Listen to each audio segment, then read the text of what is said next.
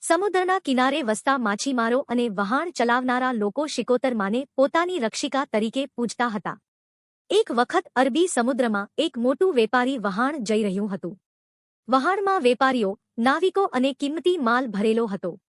અચાનક ભયંકર તોફાન ઉઠ્યું. આકાશ કાળું થઈ ગયું, મોજા પહાડ જેટલા ઊંચા થવા લાગ્યા અને પવનના ઝાપટાથી વહાણ ડોલવા લાગ્યું. નાવિકો ડરી ગયા. તેમને લાગ્યું કે હવે વહાણ ડૂબી જશે. ત્યારે વહાણના કેપ્ટને શિકોતરમાનું સ્મરણ કર્યું અને કહ્યું, હે શિકોતરમા, અમારી લાજ રાખજો, અમને બચાવી લેજો. બધા નાવિકોએ પણ દિલથી પ્રાર્થના કરી. ત્યારે અચાનક એક અદ્ભુત ચમત્કાર થયો. સમુદ્રના મોજા શાંત થવા લાગ્યા અને તોફાન ધીમે ધીમે થંભી ગયું.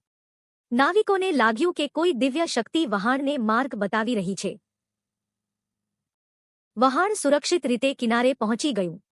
બધા લોકો સમજ્યા કે આ શિકોતરમાની કૃપા હતી.